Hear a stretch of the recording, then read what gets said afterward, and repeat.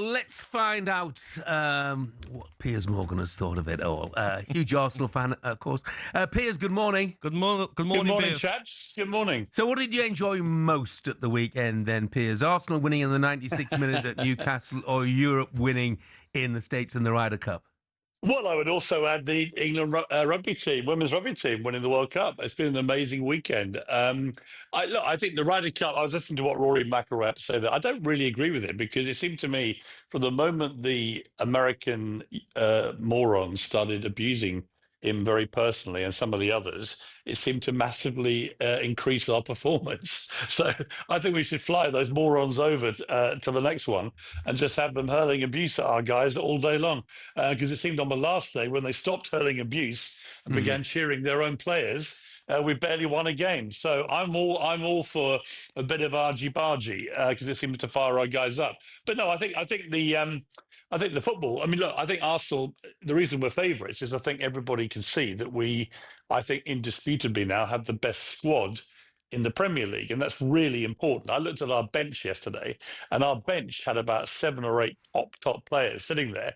And that's the first time I've seen that really in about 20 years. And I thought, okay, now we have a squad. There are no excuses, injuries, this, that, the other. It doesn't matter. We have enough top players in every position where injuries should not dictate whether we win the league, as they may have done in previous seasons. But that just cranks up the pressure even more on Mikel Arteta, doesn't it? When everyone's saying, as they are now, well, Arsenal have got the best squad. So if they don't go on and win this league, every single finger will be pointed at the manager. Yeah, quite rightly. He spent an absolute fortune. He's now got the squad I think he wants. I think that what I was encouraged by yesterday, after all the jokes about Arsenal taking the handbrake off and Arteta joining in those jokes, actually he took the handbrake off and guess what? It worked, because my big issue with what happened against Liverpool and Manchester City was we set up not to lose. And we set up very defensively, when in fact, we have some of the best attacking players in the country now. I like yesterday starts with Eze. I think Eze should start every game. But also, he wasn't afraid with a few minutes left of the game to suddenly put the cavalry on. And I think this is a new Arteta where he recognises that it's fine setting up not to lose. But if you want to win the league, you've actually got to go and win games. And I think the fact we scored so late, 96th minute, the fact that he changed the way we were playing from a 4 at the back to 3 at the back and flooded the midfield with attacking flair. This is what I want to see from Arteta. He's got to be more attacking minded. He's got to go for these wins. It's not good enough just to not lose against the top teams.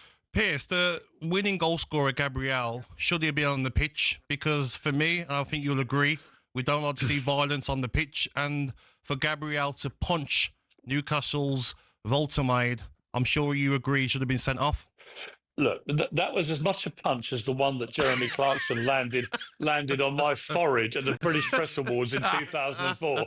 And let me tell you, after the third time he hit me, I said to Clarkson, I said, is that it? My 3-year-old hits me harder than that. So please, can we please get some analysis about what a punch is? No, look, I think that you're right, though, to draw attention to the fact that there should have been a penalty. It should have been for Arsenal when Gyökeres was absolutely poleaxed. And this, I've got a real problem with the way that went down there, because every football fan and every football player knows that Pope came out with one intent, and that was just to take Gyökeres down. And the fact he got a tiny little toenail onto the ball does not negate the fact he took him out and the ball then went off and Gyökeres was not able to continue with his attacking move. That cannot be right. That should have been a penalty. It shouldn't have been overturned by VAR.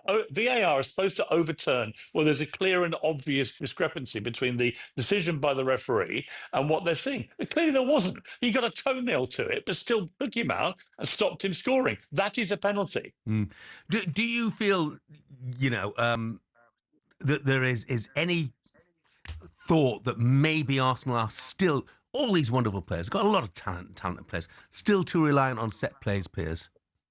Well, I'd like the fact that we are the best at set plays in the country. If we weren't scoring from set plays, you guys would be going, why do Arsenal never score from set plays? So I think that we've got a brilliant set play system that we clearly train really hard for in our training sessions, and it's working. We score more goals from set plays than any other team by miles. However, what I'm excited by, and it may not be what you guys are seeing quite yet, but I've watched a lot of Gyökeres in the first few games.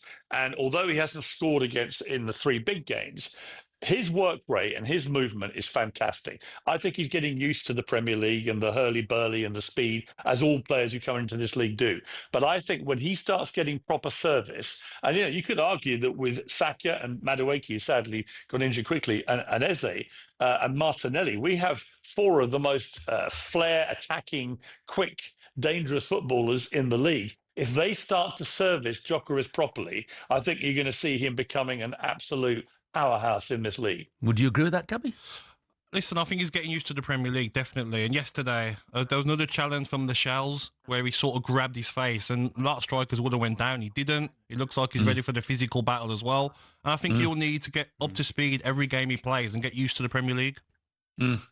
Yeah, but he's got, you know what he's got? He's got an unbelievable work ethic. Yes. And I think if you've got a player who's got that and he's got the physicality to take on, I mean, you've got to remember Newcastle are one of the best defences in the league.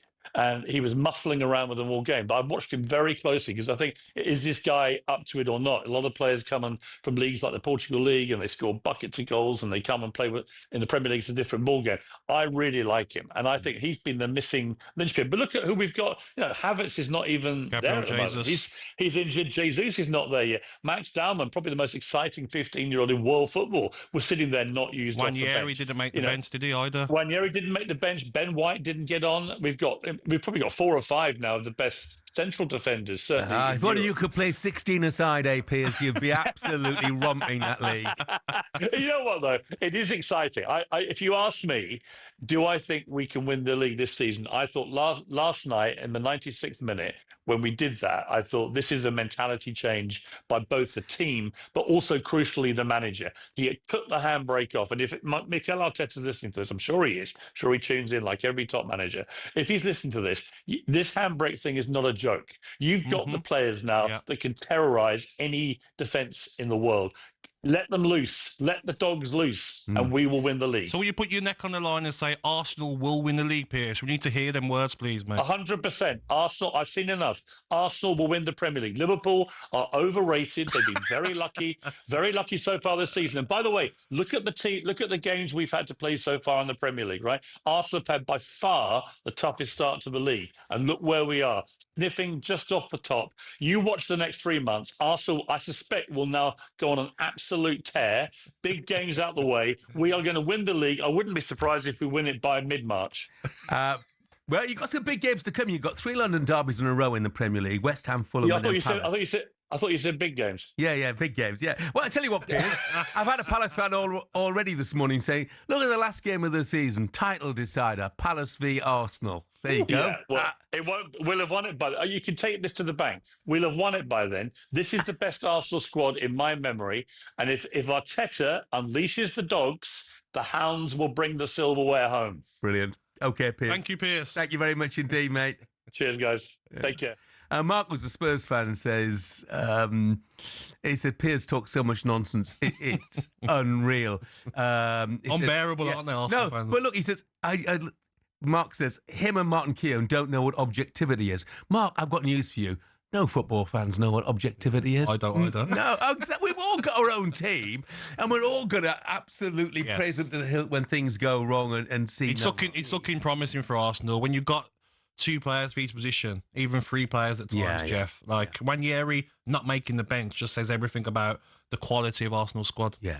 talkSPORT Breakfast, waking you up Monday to Friday morning from 6 a.m. on AM, on DAB, via the talkSPORT app and on your smart speaker. talkSPORT.